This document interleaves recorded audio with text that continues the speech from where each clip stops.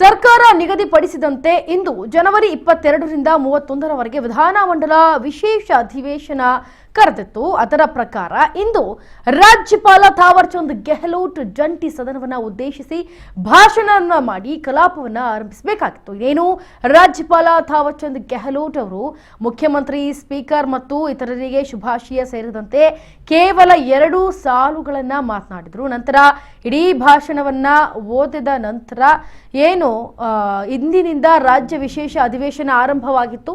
ಅಧಿವೇಶನದ ಉಭಯ ಸದನಗಳನ್ನು ಉದ್ದೇಶಿಸಿ ರಾಜ್ಯಪಾಲರು ಮಾತನಾಡಿದ್ದಾರೆ.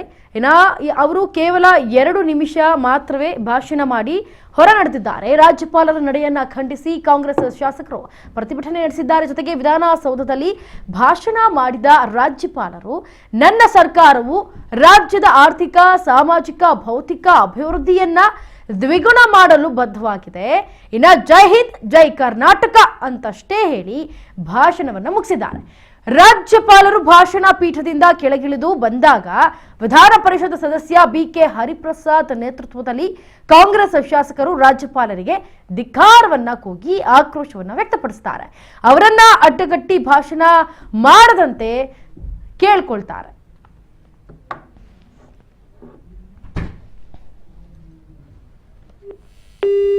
ಸ್ಥಾಪನೆ ಮಾಡಬೇಕು. ಈಗ ತಂದಿರತಕ್ಕಂಥ ಹೊಸ ಕಾಯ್ದೆಯನ್ನು ರದ್ದು ಮಾಡಬೇಕು.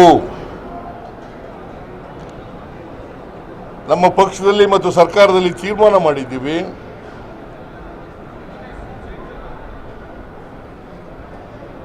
ಮನ್ರೇಗಾವನ್ನು ಮತ್ತೆ ಪುನರ್ಸ್ಥಾಪನೆ ಮಾಡೋವರೆಗೆ ಹೋರಾಟ ನಿರಂತರವಾಗಿ ನಡೀತದೆ.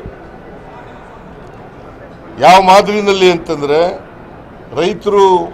ರೈತ ವಿರೋಧಿ ಕಾಯ್ದೆಗಳನ್ನು ತಂದಿದ್ರಲ್ಲ, ಅವುಗಳನ್ನು ವಾಪಸ್ ತಗೊಂಡ್ರಲ್ಲ, ಅಲ್ಲಿವರೆಗೂ ಕೂಡ ನಾವು ಹೋರಾಟವನ್ನು ಮುಂದುವರಿಸ್ತಕ್ಕಂಥ ಕೆಲಸವನ್ನು ಮಾಡ್ತೀವಿ. ಆದರೆ ರಾಜ್ಯಪಾಲರು ಕ್ಯಾಬಿನೆಟ್ ತಯಾರು ಮಾಡಿದಂಥ ಭಾಷಣವನ್ನು ಓದ್ದೇನೆ ಅವರೇ ತಯಾರು ಮಾಡಿದಂಥ ಒಂದು Today is the black day in the history of democracy. A governor who is supposed to be a guardian of the constitution, he has violated, insulted, failed in discharging his duties as governor. Governor is liable to address the joint session, not just being present or greet members. He shall address the joint session, and that joint session address shall be prepared by the cabinet, and whatever cabinet recommends, that is to be. Karnataka ರಾಜ್ಯದ ವಿಧಾನಸಭೆ ಮತ್ತು ವಿಧಾನಮಂಡಲ ಜಂಟಿ ಸಮಾವೇಶದ ಅಧಿವೇಶನದ ಈ ದಿನ ನಡೆದಂಥ ಘಟನೆ ಕರ್ನಾಟಕ ರಾಜ್ಯದ ಕರಾಳ ಇತಿಹಾಸವಾಗಿ ಭಾರತೀಯ ಜನತಾ ಪಾರ್ಟಿಯವರು ಸೃಷ್ಟಿ ಮಾಡಿದ್ದಾರೆ. ಕರ್ನಾಟಕ ರಾಜ್ಯ ನೆಲದ ಕಾನೂನಿಗೆ ಗೌರವ ಕೊಡ್ತಕ್ಕಂಥ ರಾಜ್ಯ, ಸಂವಿಧಾನದ ಮೇಲೆ ಅಪಾರವಾದ ಗೌರವವನ್ನು ಇಟ್ಕೊಂಡಿರ್ತಕ್ಕಂಥ ರಾಜ್ಯ,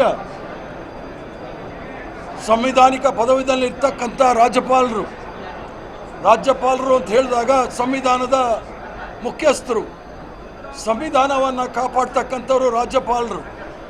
ಇವತ್ತು ನಡೆದ ಘಟನೆ ಸಂಘರ್ಷ ಮಾಡ್ತಾ ಇರೋದು ಸರ್ಕಾರ ಅಲ್ಲ.